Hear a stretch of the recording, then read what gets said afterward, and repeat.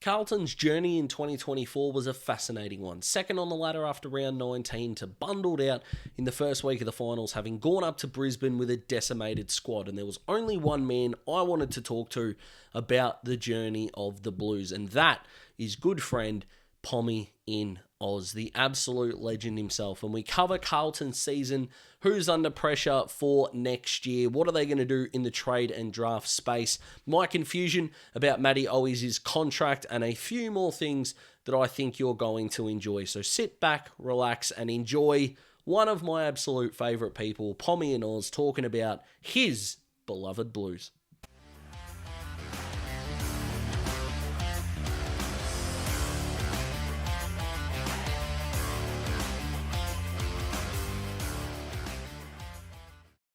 Now, we often say the man, the myth, the legend. There's nothing mythical about this man, but he is a legend. Pommy, mate, I'm so happy to have you. The circumstances may not be as positive, and we're going to talk all things Carlton for the duration of the video, mate. But first of all, this is like created Christmas for me, mate. Getting to chat to you is fantastic. I apologise for the circumstances involved, my friend. How are you? Hey, mate, it's always a pleasure to talk to you, Daz, and thank you very much for the nice intro. Hey, if I'm not used to talking about bad ends to Carlton seasons by now, I'm never going to be used to it. So this is familiar territory for me. Unfortunately so, mate, but the season ends as last season's did up in Brisbane, with the kind of sandwich game being that epic opening round comeback.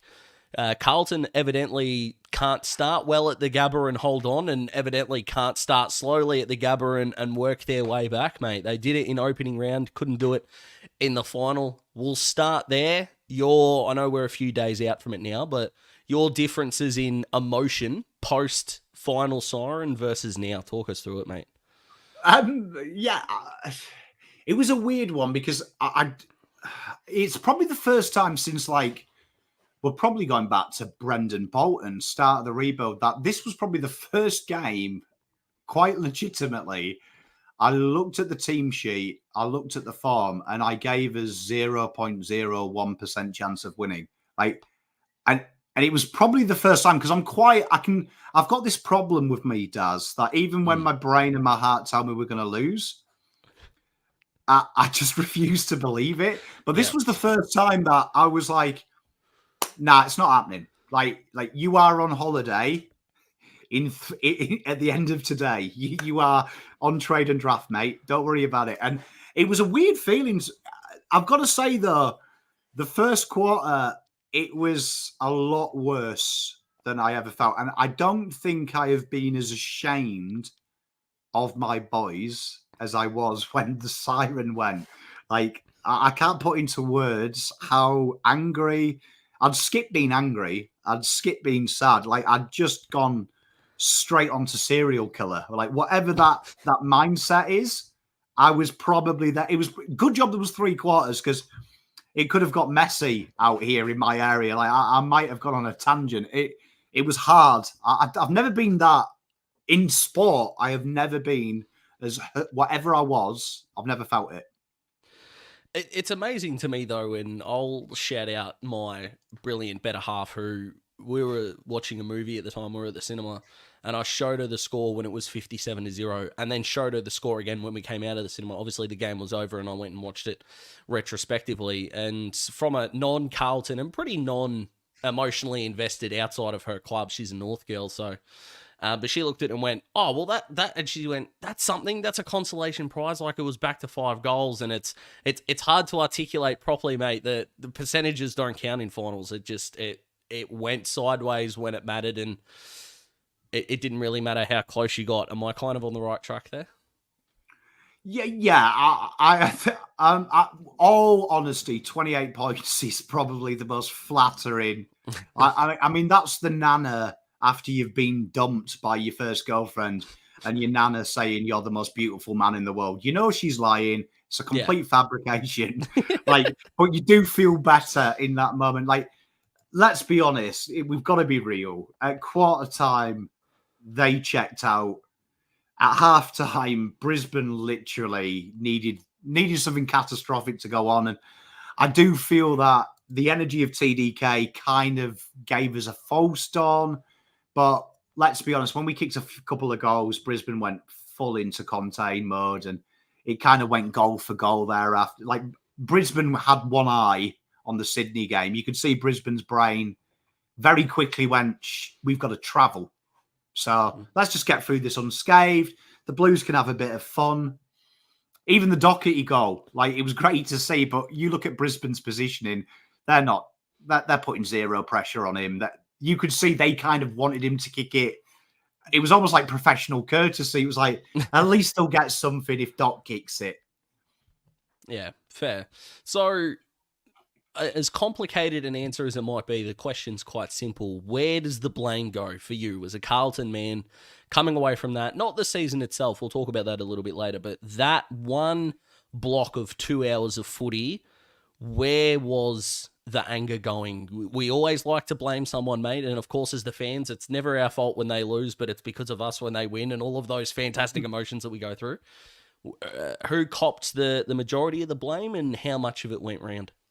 I think this one's quite a hard one to answer in terms of blame, because I think when I look at this game and you saw all the ins, I think the only thing that I disagree with was TDK not starting. I think the only way we could have won that game is TDK did what he did in the second half. And even if it's just a quarter and a bit, if Carlton can somehow get ahead, maybe we can stifle it and contain it. Maybe Chin-Cotter could have played to play on Zorko, because whoever's idea it was, Corey Durden and Fantasia could stop him. Probably need to question if they are football heads, because lawn bowls is fairly easy to understand. It might be that. I think on that one, do I blame Voss though? Because I know people said Cooper Lord, Jackson Binns, they played well. But I'll be honest, when you're in that situation, their club are paying your mortgage, it's your bum on the line. Logic would say that if Doherty can play his best, Cherry can play his best, you probably could win. Where if Binns played his best, Cooper Lord played his best, you might be within with a chance. So I didn't hate the team selection. I understood it, put it that way. Like, it's hard to sit on your couch and say, oh, I would have done Binns and I would have played Ollie defending him. And because my argument is the week before we played St Kilda with them and we lost. And Brisbane are a little bit better. So, yeah, the kids did well, but I don't think the kids would have done well enough. It's hard to say, but when you get beaten like that, like, you could have probably put prime Tony Lockett out. Like, it was inevitable. Yeah, I think so, and I do feel for you that way, mate. So, coming off the prelim, in terms of expectation, is the season a massive failure, a slight failure? We're going to get to the positives. Absolutely we are. I would dare say it would be hard for Carlton fans to give it a definite tick. Where do you stand on the long-term view of 2024 for your boys in the navy blue? Oh, I think it's a massive fail. It's and we have to, and like the thing that scares me about my beautiful football club is you can never say anything negative, because then that's a bad thing. But I think the only way you can get better is accept that being second at the end of round 19, to hoping someone wins to get into finals, to having to go with an injured list to Brisbane, to be subjected to nearly as goalless, scoreless half.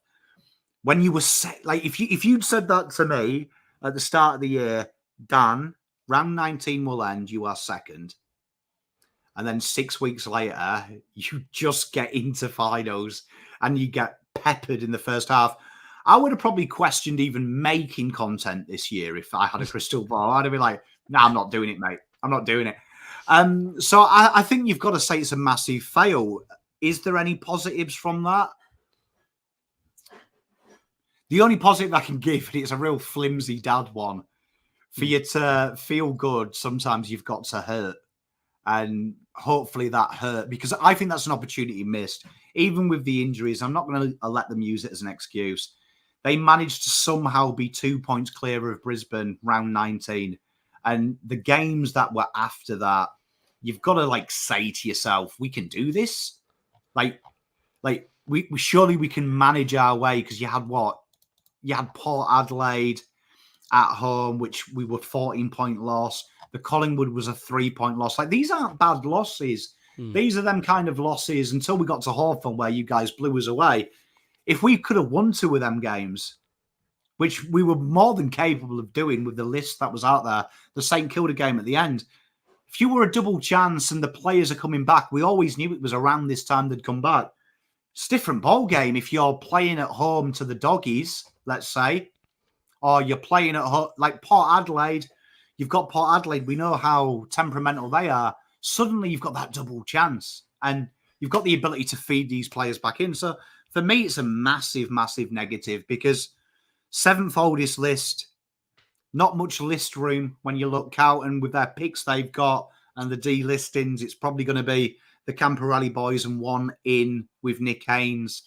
That would say to me this list is complete. When you're down to that kind of structure, it's the club saying you're complete, you're there. And going 1 game off grand final to 8th maybe says, this is where I'm looking next year, TDK, we are in. You need to be in the top 4 because the big clubs are going to come after them. So you need to make sure you've got them credits in the bank to say this is the place to be. So next year has suddenly got really hard, because I think we'd all agree next year it's flag or bust. Flag or bust, I like it, which pretty much answered my next question. Is it too simple, or is it maybe too superficial to say that once you get health back, you're going to be fine? Because as you said, round 19, second on the ladder, and I'm sure there are going to be people in the comments that are going to be like, oh, I didn't think Carlton were a top 2. Like, second place on the ladder, mate, was fraudulent pretty much all year, if we're being honest. Like, you think of, Freo were up there and didn't make the 8. Your boys did what they did. Port Adelaide finished there, and look how they went against Geelong. So second's kind of been the negative space to be in this year. Is it too simple to just say, get healthy, get right, and we're back in the mix? Or do you see massive rooms for improvement and potentially holes in either the game plan, execution, or even on the list that might stop you guys from going forward? Well, I mean, I think when people have been really harsh on the Blues, but I look at it like when you go to round 14, you look at all the Premiership data that's available to you. There was Carlton and St Sydney. Turnover, Carlton were top 2. Turnover defence, they were top 2. The only one that we fell outside of was the stoppage, but our stoppage scores 4 were pretty healthy. I think we had the game plan. I think that injuries, I'm not going to use an excuse, but I think there's more linear things than just the injuries. Even the players playing were on limited training minutes, and that does affect the continuity of your side when they're not training 2-3 times a week.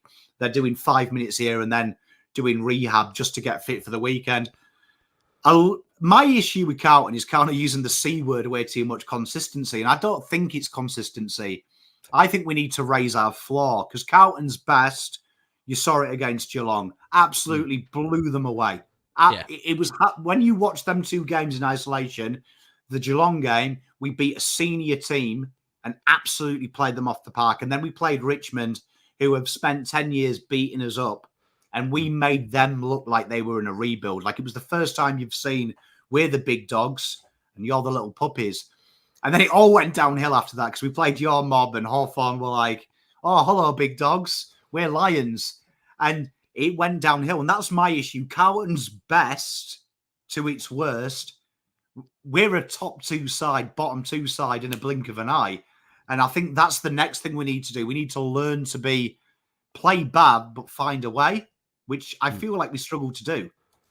Yeah, playing ugly is the most underrated thing you can do in footy. And I think you'll be in agreement here. There are genuinely the top 10 teams in the comp. If you go from Sydney to Collingwood on the ladder, everyone's ceiling is probably the ability to win at least a final. Every single one of those 10 teams. But as you say, the floor is frighteningly bad for a lot of those teams, and we saw it later in the year.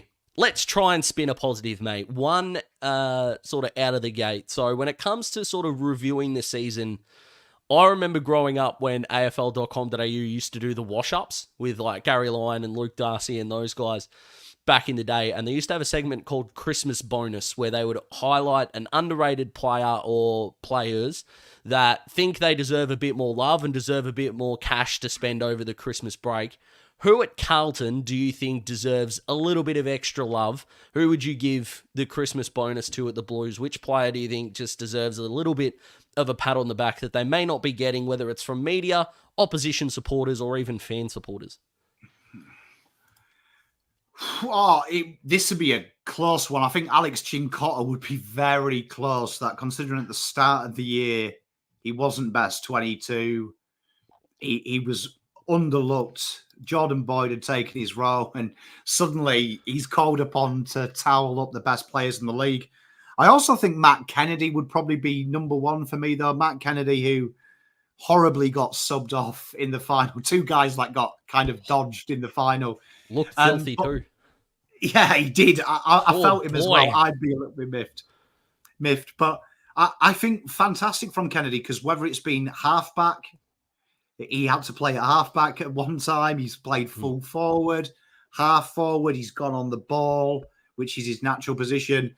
I think the fact that he's really kind of been the poster boy of Carlton's injury crisis, because that guy put in, put out, no matter where he played. He was. I don't think he's had a bad game this year, and Carlton have played him just about everywhere. He's even rucked at one bit, and. Yeah, and I think that's a huge testament to his character, that a lot of players, they might sulk that other people have got the opportunity in his preferred position. But Matty and Alex, both of them for me, they're too good for what they're doing, but they have done the job and not complained once. So I'd split the Christmas bonus. They get 50% each. Oh, I like it. Split it up that way. I'm an Ollie Hollands man. I'm an Ollie Hollands defender. Look, was it the greatest game he'd ever played on the weekend, the first half? Well, if Ollie Hollands was on your list of first half problems in that game, I feel like that you haven't written a thorough enough list. And I thought he did a pretty good job in the second half of going to Dane Zorko. I know the damage was done, but again, I'll defend Ollie for as long as he plays footy. So as we sort of move into the big question that's at the top of this video and has been playing, mate, what's next for Carlton? So, guys on the way out, it looks like Jack Carroll might be going west. Now, I'm a massive fan of the man they call Christmas, and by they, I mean me, and only me, because it's a dumb joke, but I love it. I like it. Matty Owies is the one that I want to talk to you about, mate. So, kicked the most goals at the club, who hasn't won a Coleman medal in the competition. Looks like he's going to be waiting until the end of the trade period to get a new deal. What are we missing that the club is trying to tell us, mate? Because it seems, isn't it an obvious choice to get this man a contract? I'm not suggesting he needs to be one of the highest paid players in footy, but letting him go would be a danger. I know you've got Motlop and Ashton Moyer, who I know you're a fan of and were a fan of in his draft year, but surely Matty Owies needs to be in the navy blue moving forward. I mean, 100%. 100%. And I mean, I think he's top three of nearly every list apart from 3 or 4 as well, of goal kickers. So he's fascinating. The really interesting thing there is if you didn't have the Camparellis, I would say it's really obvious what the answer is. Carlton are hoping that they get a second rounder or something that they can convert into someone else. But then when you think this draft, the Camparellis have slid into that 30 category. Yeah. With pushbacks, whatever pick you might get may be eaten up unless you're on trading it. So this would allude to me of one of two things. Carlton, one, it's the agent who's you're the second best goal kicker in most lists. You might get a 500k deal, 400k deal. So I think maybe Carlton are having to deal with that, or maybe Carlton have a player in mind that may be a pick for that guy, maybe bundled up with another pick from a future to get him. And there is a certain player that has been heavily linked with Carlton. I mean, it is worth noting Carlton's list space, if you delist everyone but Matt Carroll and keep Matty Owies, it's pretty full if you count the Camparellis coming in, Matt Duffy coming in as a category B, Jordan Boyd has to be promoted. Suddenly, Carlton have very little list to play with Nick Haynes. Looks like the worst kept secret in football. It would allude that Carlton probably do need to push someone out if they're bringing someone in. And I think it's mental, but I would caveat this. Jesse Motlop came in highly acclaimed. We all loved him. I was a big fan of him in his draft. Is he one of them players that needs the responsibility? We've seen it before, players that maybe have failed to succeed, but then suddenly given the job and said, no, you're the main man now. Will it kickstart his career? So it's probably a risk. And Dan Houston coming in and Jesse Motlop being your major small forward is the kind of bold call that wins a flag, but it also destroys your list if it goes wrong. Yeah, it definitely can go wrong. And I'm telling you what, and I know they'll be all over this, but if North Melbourne have not rung Carlton about Matty Owers' services, I'm not saying fold them. I'm just saying create a crease. That's all I'm saying. That could easily just tip it over, because that would be borderline malpractice if the Rude Boys aren't getting a hold of Matty Owers' management. So you alluded to Dan Houston. Mate, the 2 first-round picks looks relatively unlikely, although you do have your 2024 and 2025 selections, as we know. Seems a steep hill to climb there, as I think you pick, and take away the academy stuff just for a second, I think you'll have pick 11 off the top of my head this year, if it's around that mark, or maybe even better. Pick 11, pick 14 for Dan Houston coming in. Now, I have been heavily criticised on Twitter for grossly overestimating what guys are worth. So tell me what you think. Dan Houston for, let's say, pick 11 this year, and we'll say pick 14 next year. We'll just pick a random number with nothing else coming back from Dan Houston. Tell me your thoughts on that. I mean, 2-time All-Australian. He's incredibly good. Like my issue with it is, how many superstars do you want? Right? And I always look, sometimes history is a good example. Not many clubs keep buying A-list stars and 0 of them win flags. Like, people always say Jeremy Cameron, but that was the one big trade they ever did. And they did try and find a key forward in multiple avenues. It was more of a desperation. The last one before that was Dangerfield they did. They've kind of built around them and then done it. Carlton seem to do this every 2 years. It's like, oh, the development hasn't worked. Let's bring in an A-lister. And if you bring him in, the reported salary is 800K was a minimum as a starting figure. So let's say the media lie and it's 10% more than what they're saying, 720,000. Carlton are going to have like nearly 50% of their wages tied up in 7 players. And the last 4 guys we've bought in for value, 3 are people are talking about trading. They want to keep Saad, but they want to trade Cherry because he's been rubbish for half a year. They want to get rid of McGovern. They want to get rid of Zach Williams. We've tried this before, and when it backfires, you're kind of in this situation. Is it worth 2 firsts? For me, I'm hoping our standing in the AFL community could allow us to maybe go with a future first. We try and acquire one of Richmond's picks this year. That might be a methodology. Could you maybe get away with Carlton giving a second and pick 11 this year with maybe a future second, and hopefully get a future third back next year, or maybe a later pick this year that could go on the Lucas Camporelli points, which then would free up a pick later for the Blues? It's a strategy, Daz, that turns me on but makes me sick, because Dan Houston comes in. Which sometimes is all you need, let's be honest. Sometimes you just need an anxious push, and you never know what you're into. Often telling me this is the list. This is the list, baby. Everything's gravy. And you'd be an idiot to get upset if Dan Houston's paraded at Icon Park. The guy's world class. Few players are good at that. It instantly makes our backline better. My issues are, what's he kicking to? Because the midfield is more stagnant than a dead swamp. Do you know what I mean? So what's he kicking to? And 9 times out of 10, Carlton, when they play bad, kick down the wing. So it's just going to be a very sexy kick as opposed to a big woof kick from Saad. But we're paying 800K for the privilege.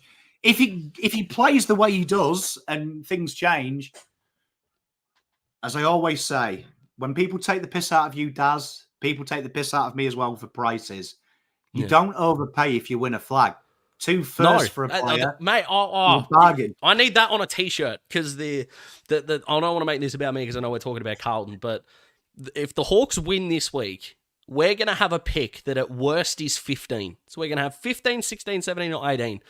And Hawthorn fans think that plus something is too much for Tom Barras. And considering we're about to go to Port Adelaide and our 2 key defenders are going to be James Sicily and Jack Scrimshaw, who I love, by the way, and Scrim has been amazing. But the fact that Sam Mitchell's gone, no, we need this guy. It's crazy. I know I did one mock trade that was too much. I'll 100% own that. But mate, I'm with you. I as much as I would love for my club to win every trade, it can't be the way that the world works. And using examples of prior trades, I think is just, it doesn't really work for me anymore because the landscape is ever so evolving. But yeah, it's a funny space, this one. You never get a mock trade right. That's all I'll say. You'll annoy someone. The trick is annoy your own fans though, because you won't annoy if you don't annoy other fans. The fact that I did as a Hawthorn fan, Tom Barras trades and West Coast fans were backing me up was insane to me. So anyway, that's my rant. Yeah, well, you know what it's like. Like I always say, like people always overrate the Jeremy Cameron trade. They go, "Oh, it was 3 firsts," but in reality, it was 3 firsts and 2 seconds, and 2 seconds from Pants clubs, which almost replicated the last first they gave, pick 20. It was 24 and 27 coming back. So in history, that sounds like a lot on paper, but it's not a lot because Jeremy Cameron went on to win a flag. Right, he went on to win a flag. So even if they paid 3 firsts and 0 came back, I would say if you asked Geelong fans, was Cameron worth it? And he wins the flag this year, they'd be like, I'd do it again. Like, yeah, I'd give him 6. like if you told me now, Pom, I promise you, Dan Houston comes in. Yeah, I'd give pick 11 a future first and won't ask for anything. I'll be like, tell you what, we'll have a gentleman's agreement. When we can trade 2 years first next year, I'll chuck you in a first for banter for a 4th. Like that's we'll do a Jack Bowes deal without Jack Bowes. Yeah, nice. Yeah, so it's a trade value to me. Like Dan Houston's going to cost a lot. He's definitely going to. They want 2 firsts. You never get your starting price. I reckon a first and a second probably do it, or it's 2 firsts and a second coming back. The classic AFL Steven Silvani deal. Give me more. Okay, we'll give you 2 firsts. Give us a second back, and you actually think, hang about, that actually works out worse than the original deal because you're giving something back. But they feel like they've won because they've got what they wanted. Yeah. So it'll probably be something like that: 2 firsts, a second coming back, or a first and a second straight out from the Blues. That's when you ask, though, is it worth it? Because there's this scenario that won't leave my mind. You get him in, and let's just say, heaven forbid, you finish 7th next year, and Geelong ring Tom de Koning up and say, we don't have a ruck. Barwin Heads is gorgeous all year round. You can be next to your brother, who looks a little bit like Rocky Dennis from Mask. You can be with him every day.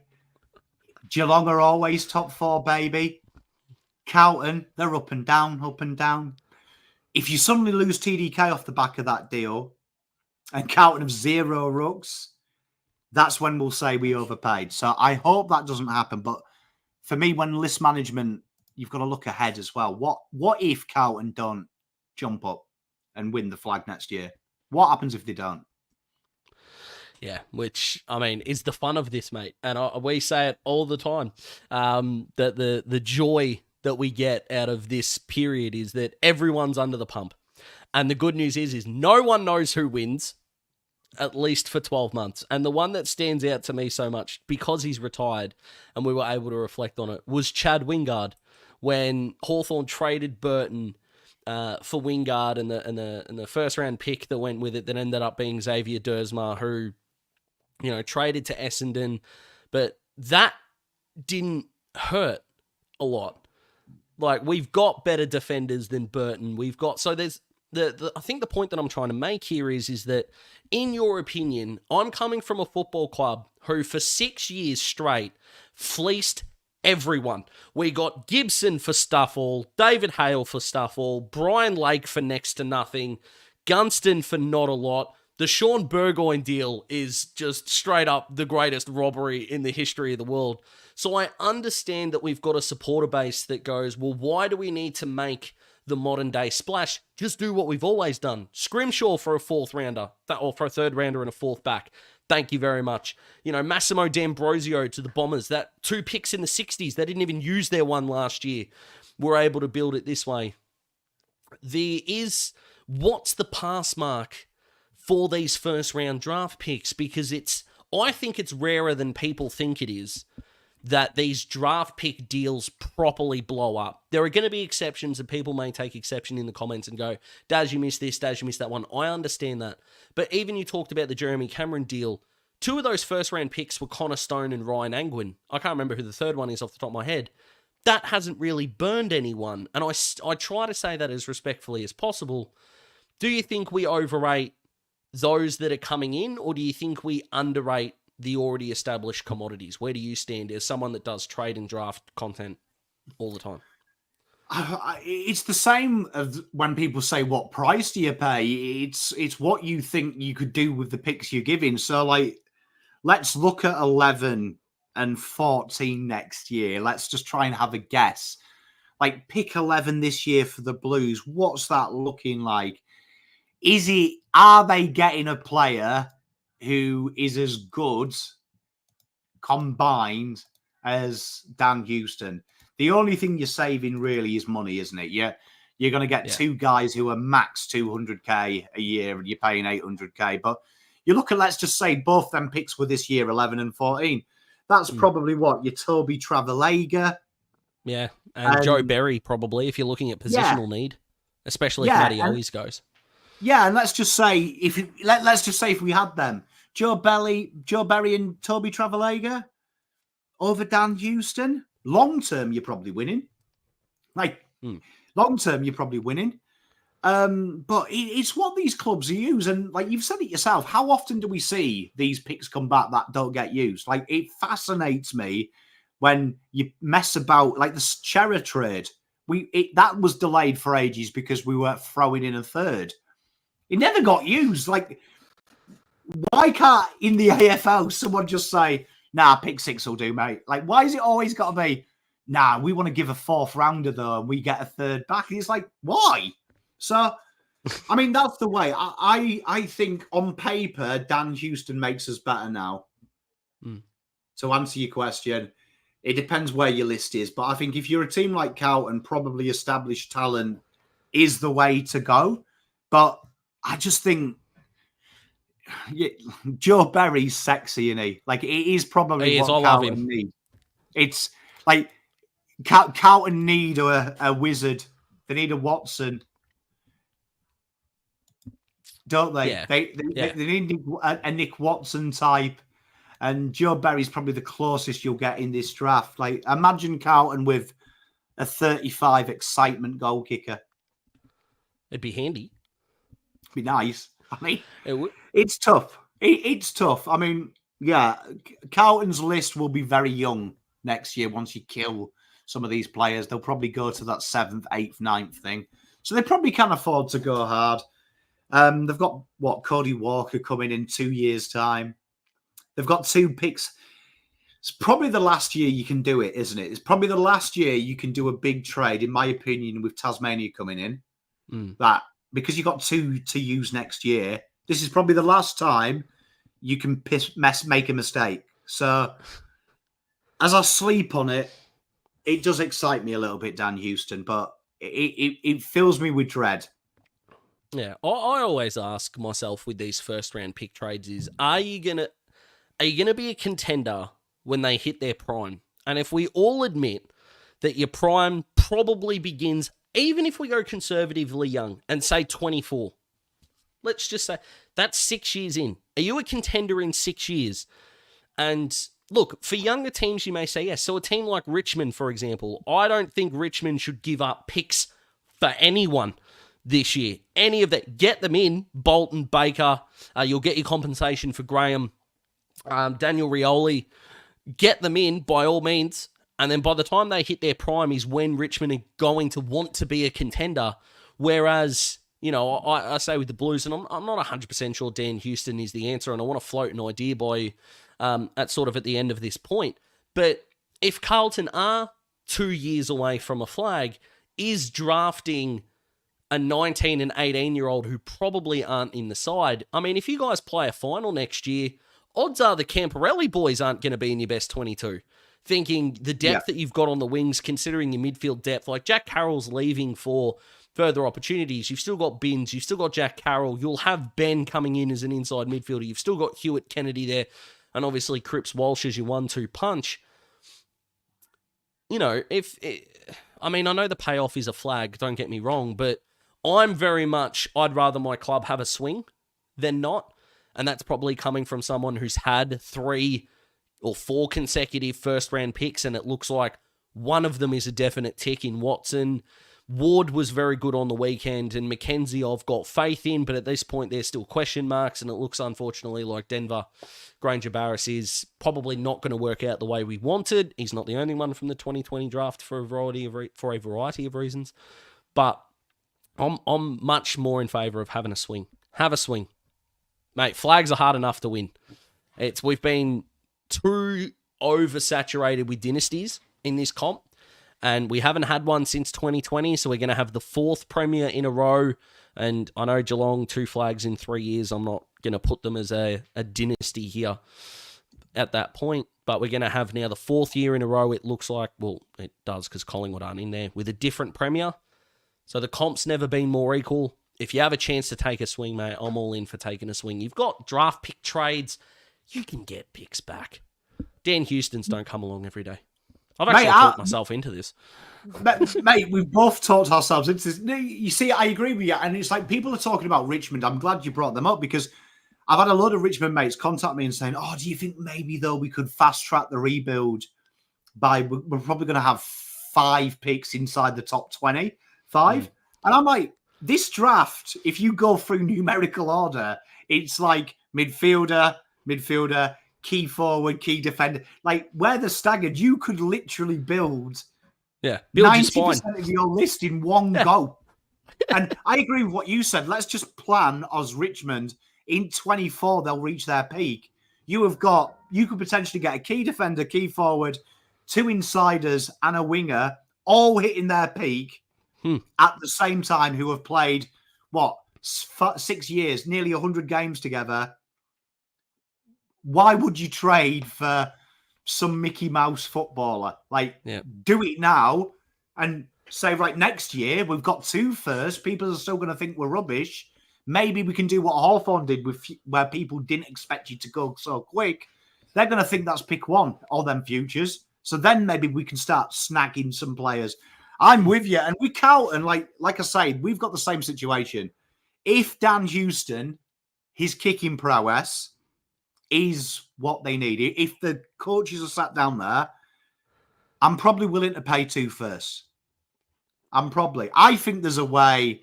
Like, if you told me right now, I don't have a crystal ball in front of me, but if I could get Dan Houston, Nick Haynes, Tom Gross, Ben Camporelli, Lucas in the rookie, because I think he might slide there, Matt Duffy's a rookie B, that's my draft period, and all I've lost is Carroll, Martin, Marchbank, Cunningham, and Owies. I'm like, okay, I can live with that. Yeah, always is probably the one where fans will go, oh, you don't want to lose. But it's like, we got to look at it's not the individual, it's the sum of the parts. Like, the ins are better than the outs as a cumulative feature. I'm with you. I want to float something past you, mate, in terms of something you could do for next year. So, if Dan Houston comes in, could Carlton, if you want to point a difference in that midfield, could Carlton go to Adam Sard over the preseason, hand him every bit of tape on Hayden Young's 2024 and go, be that guy. Tall, raking left foot. He's quick. I think he's underrated in the pressure department. It's not the role that he has to play at the Blues.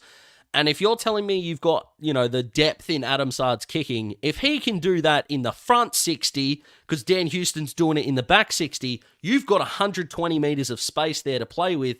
Saad's either taking pot shots from 55 or he's going to be one of your better ball users to two blokes who stand at 2 metres tall and are pretty good at scoring. Your thoughts?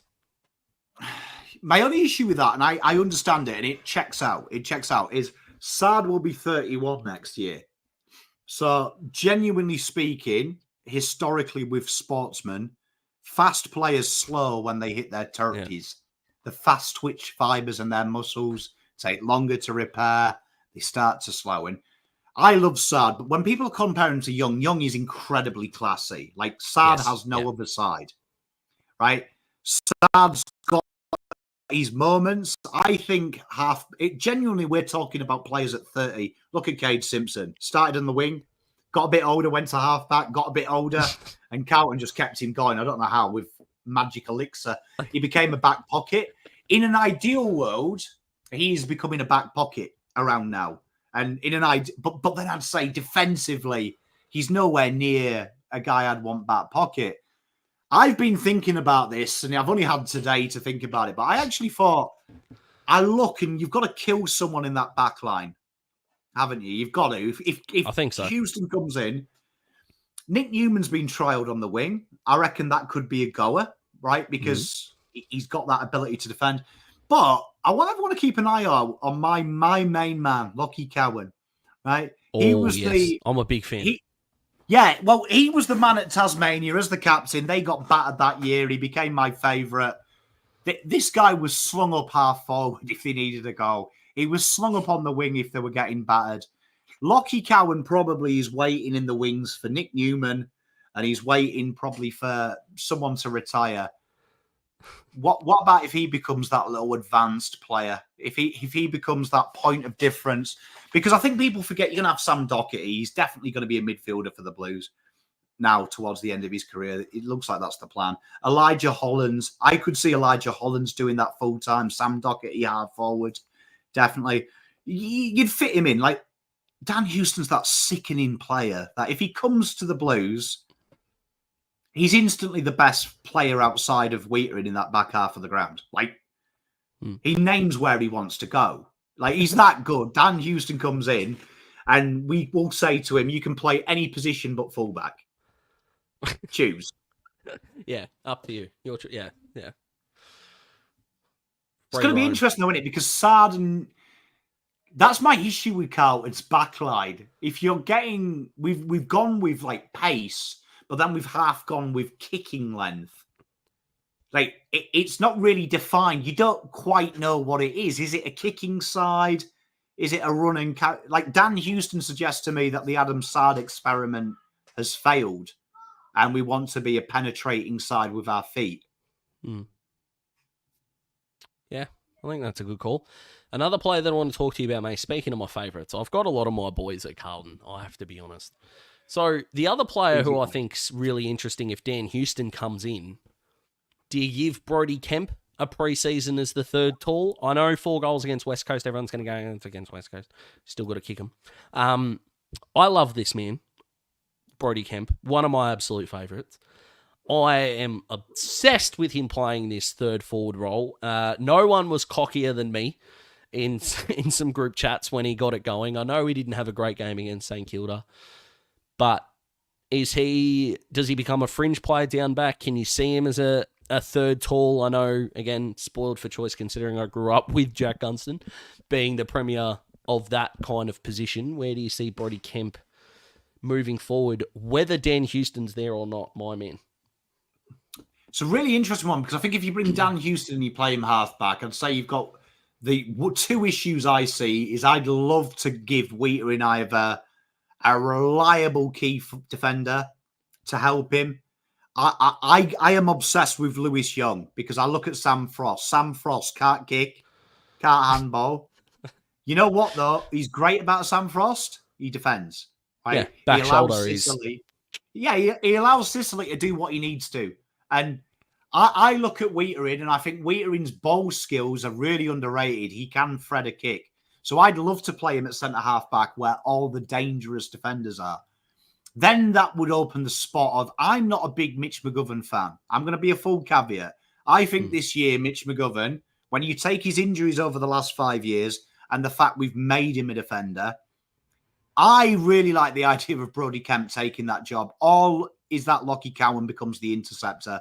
But he's not big enough to be a key, even though we've used him as that. And he's not like defensive enough to be. But I really like him in that intercept role. And is that a swingman role? Is that, we'll put you down here? We've seen you guys do it with James Sicily when he first started out. If we need a goal, we'll fling him up top. And it's an option in game. We have got Jack Silvani people forget about. And when I saw Brody Kemp play against the Eagles, my brain was like, we can never get you in a normal position. Jack Silvani is a bit like Matt Kennedy. We put you anywhere. Are you the Jack Martin we wanted? Are you the Jack Martin? We give you the third target. It allows Harry to go up the ground. It allows Charlie to play in the pocket. Is Jack Silvani, when he's fit, that guy? But I'm glad you said Brody Kemp. You mentioned two guys I love defending, Brody Kemp and Ollie Hollands, two of my personal favourites. I think Brody Kemp's got a long future account. But to me, I'm starting to look at 2025, these 30-year-olds, and I'm trying to start to think with my Geelong cap on. Geelong let them get so old and then kill them. I think Geelong play the danger game. 34 and then they kill them. I am a firm believer at 30, they've still got value for a schmuck team like North Melbourne to go, oh, we'd like an old guy. Maybe we can give you a second. So I would be looking, can I, 2025, say to Mitch McGovern, cheers for your work, mate. Brody Kemp's you though now. And by the by, you phase him out and then you try and rip a team off like North Melbourne, Richmond, who need someone now. Do you do that? So I like Brody Kemp down back. I think people forget everyone was raving about him and saying he should be in the rising star the first 6 rounds. And then Carlton's midfield pressure died, our forward pressure died. And it was like watching the Germans during the war in Poland, our inside 50s, just overrun, mate. Just overrun. Overrun. And there was no America and England and France to save us. We were just getting peppered, bro. So, like, Wheatering's a freak of nature. He's a bit like your Sicily.